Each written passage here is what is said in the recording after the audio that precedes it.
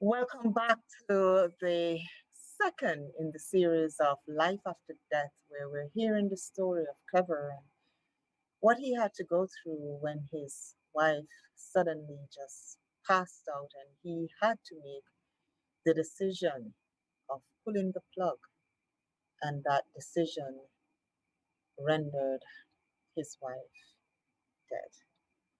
And now we're going to talk about the journey that he had to take to go home to Zimbabwe.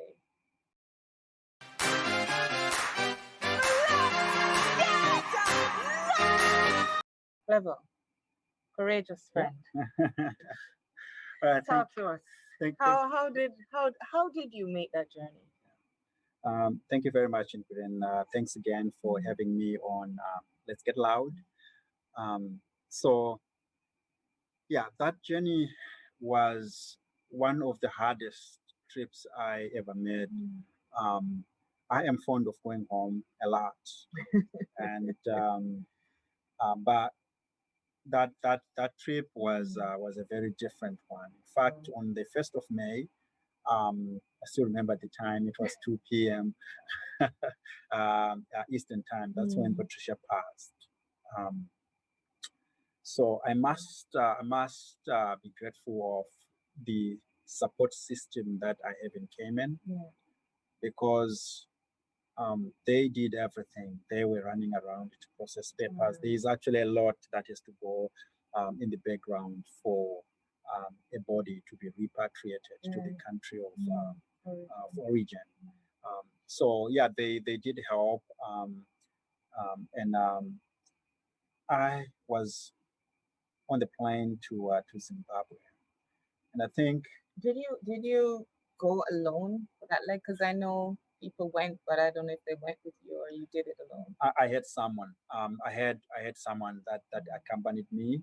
The other guys went with a different plan. Actually, they went earlier, and then I just followed. So yeah, I was with somebody, but even though I was with someone, that was one trip I would say I never felt like I had come, Gosh. because my thoughts were always on, okay, so Patricia is actually in this plane, but she is in the freezer.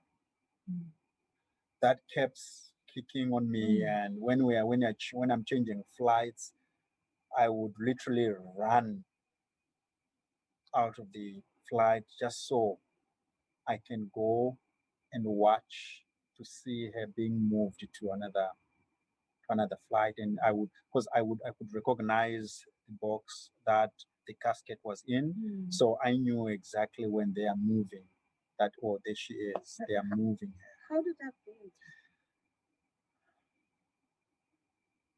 It was sad. It was like I would feel pain right in my chest that I cannot explain. I wished if I could cry, but nothing was happening. Like my eyes were dry. Nothing could happen, but um, it, it, it happened.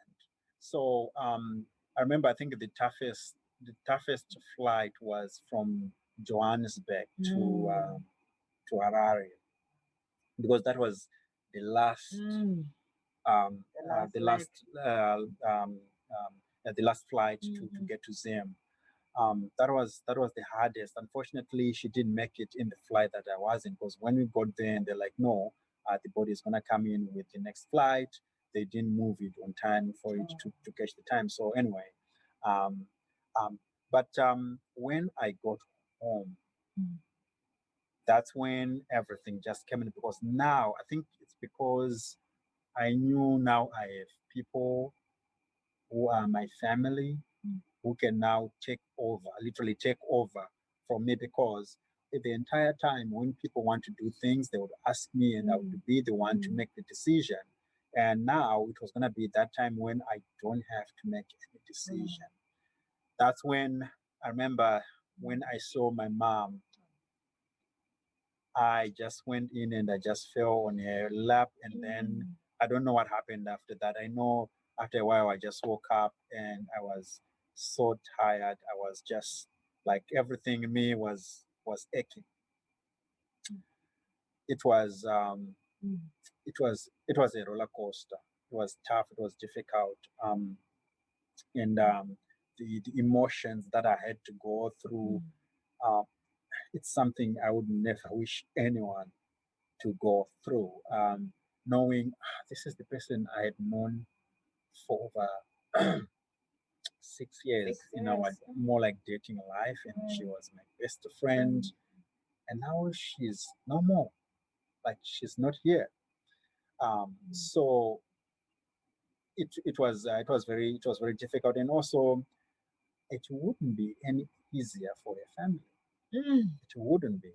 I was just going to ask you about that. The reactions, instead of them being supportive, because I was the one who they had lost a daughter, yes, but I had lost a wife.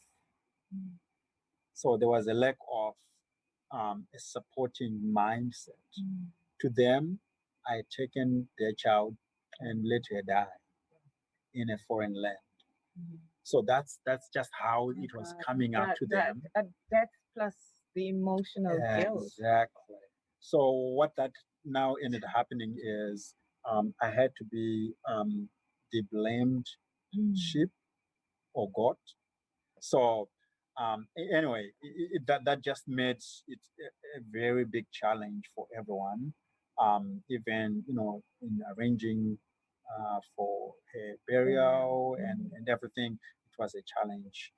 And many people actually had to stood up and talk to the parents until eventually she was laid to rest, um, um, which was a big relief because she has been put to rest, but it just left like a huge vacuum in me. And I just had no idea how I was going to come back to Cayman, stay in the same house that we used to stay, go to the same places that we used to go, and Go to just work. knowing go to work exactly. We used to come to work together, and we used to like would buy only one lunch box, and then we'll eat from that box together. Like literally, we would do everything together. And then knowing that now I'm gonna have to start unlearn what I had learned. Now I'm gonna have to start being alone again. It was yeah, it was difficult. It was tough for me. So how long did you stay in Zimbabwe? So I had to stay in Zimbabwe for 2 weeks. So the 1st of June was my birthday. Not first, 5th of June. 5th of June. Yeah, because you share birthday with my brother. Yeah. Yeah, the 5th of June is my birthday. So she was buried on I think on the 17th of May. Okay. So I stayed in Zim for 2 weeks until the end of May, with family until I was like, no, I think this is time. I need to go back to Cayman. So on my way back, I had a stopover in New York, and a good friend of mine from Ghana, Hubert Mensa. Oh my God, is a very good friend of mine. So I had a stopover with him, and he celebrated with me my birthday, and I think that's kind of the first time I had like a real smile on my face. I remember when he took me to this Chinese place where we had a brunch for my birthday, and it was good. It was good. But anyway, after that, then I came back to Cayman. So how was that trip though across? Did you get accompanied again, or did you have to make it by yourself again? That one I was now by myself. Wow. And how did you feel traveling from Zim back even to New York? What were the thoughts? I kept thinking about how am I going to make it without Patricia. I'd gotten used to, because maybe it's me only, but when you do have somebody that kind of takes care of you, you actually forget of Who how to actually take care of groomed? you. Who actually Yeah, groomed you, exactly. right? So I had forgotten to take care of Oh, myself. Like I didn't know. I didn't you didn't know. know which shirt to pick. No, she would actually literally say, this is what you're wearing, and sometimes when I'm not sure, I would ask like, do you think this matches? Does this work? Or and then she'll be like, no, this doesn't work. This works. No, no. Hey, you can't put on that. No, and what is it that we're going to eat? And literally, I had Mm, given her, or she had, wow. literally every like responsibility to take care of To take me. care of you. Yeah, and it was nice. I mean, not that it was too much for her. Right. It was awesome. She loved it. I mean, it just gave her that feeling that she has me, and I knew I had her, and it was all good. So all those thoughts, knowing that now I am alone. Now I am alone. And then Mm, the funny thing is, my mom was so scared that I'm gonna be alone. right. I'm gonna go into depression. Oh gosh. She even, and I know she didn't mean it, but she's like, so after 3 months, when you're gonna get married again, and I'm like, 3 months. mom, like, no, Oh. that's not gonna happen. Not even. I'm not even thinking about I that. wondered if she wanted to come with you though. Honestly, if if that was an option, Mm, she would. She just couldn't see it okay for me to come back alone, right. and also just gonna be staying alone. And I think for the first few days, Mm. she would check on me like every day, like she was concerned, she was worried. As But any mother would, right? exactly. But I Mm. just kept assuring everyone that, hey, look, I'm okay, and I do have a very strong support system, which honestly I have, because when I just got back, Mm. I struggled to stay in the same house, Right. Mm. and I didn't struggle to find a place to stay. Wow. People were like, no, no, no, come Come. stay with us, come stay with Mm. us, come. And so that just made it easier. And people were really concerned, with if I'm eating and I'm Right. eating properly. Hmm. And thankfully, I also um, you know got counseling, Which is which key which because which a lot of helped. people think they can go through these things. Nah, no, you So, cannot. if you could just share a little bit on the counseling process. Good, yeah. So, well, for me, it was kind of two ways. Mm-hmm. Um, so, firstly, was with my pastor. So my pastor was really, or that man, like he is my father away from home, because that's exactly the place that he has played in my life.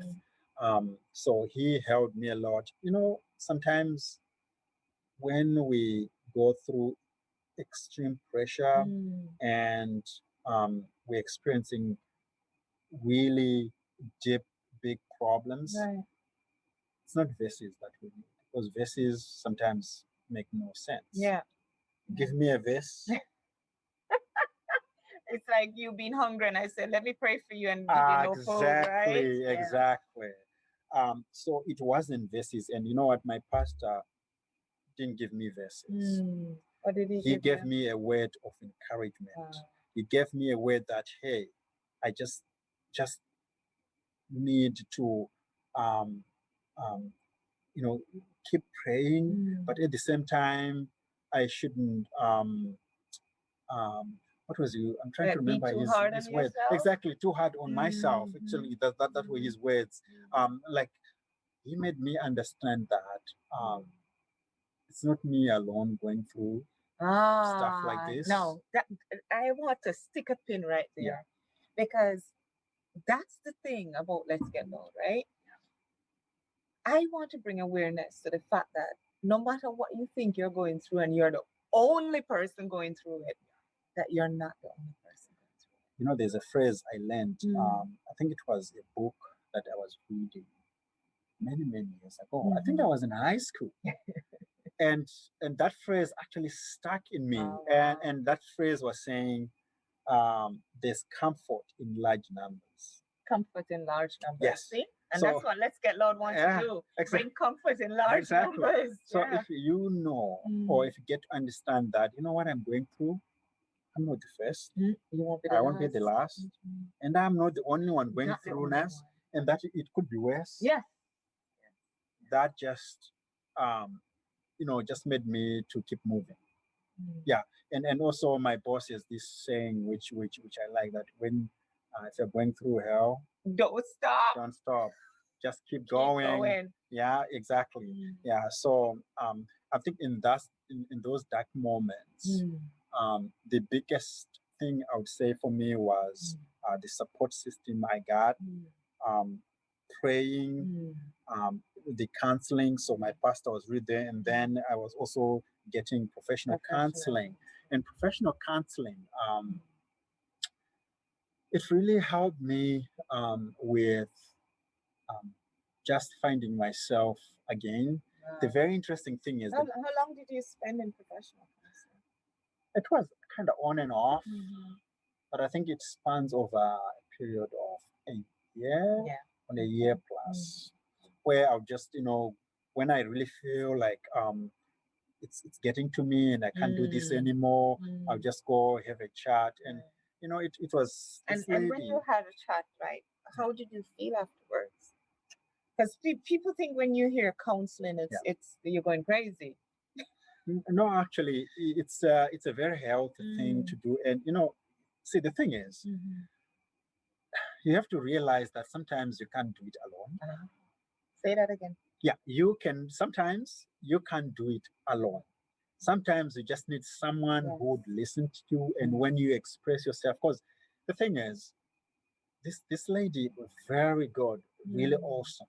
She would want me to say exactly how I'm feeling, and I would just lay it out there, lay it out there. It's more like venting, when you want to vent and you just want to say it, and then after venting, you're like, ah, yeah, I took it off my chest. Now I'm good. Yeah, so it's more like it, because after those sessions, I would have a different perspective, a fresher way of thinking, and I would feel like, oh, you know what? No, it's normal to feel the way I'm feeling. One thing which is a challenge is when you want to either downplay your feelings or how you're feeling, or you want to avoid, or you're like, no, I'm being weak. I shouldn't be feeling like this. Why am I feeling like this? No, let that feeling come in, play out, and go. So this is actually like something that I learned, that if when I'm feeling like really down and sad, I should let it go. Like I shouldn't fight it as if I shouldn't be feeling that way. Why should I be feeling that way? No, it's a feeling, and I should just let it play, and then it will phase out. And for sure, when I do that, I just calm down and I let it be. If I'm feeling so sad, sometimes I don't even want to get out of the house. I want to ask you that too. I mean, like when you go to sleep, when you close your eyes, how hard was that? Fifth days, it was really tough. I remember, and this is the funny thing. I never had to dream of Patricia, but when I go to bed, because people say when you're thinking of something, especially the time you go to bed, you're bound to, but it never happened. But then, most of the times when I go to bed, I will, think about it and be like, um, but why did this happen? But why? But why? Until I was having a conversation with a friend of mine, and then he said, one thing you have to know, we cannot get disappointed of what God does. We cannot be disappointed in God. Because some things do happen, but the only thing is we can never know why. We're going to stick a pin right there because that is so deep. And we want to pick up on that next week and continue the conversation because I am curious to know the why, the questions, because I know they must have arisen and how you process those. Trevor, the courageous friend, courageous husband, Thank the you. courageous son. Thank you. very much. Thank you. Yeah.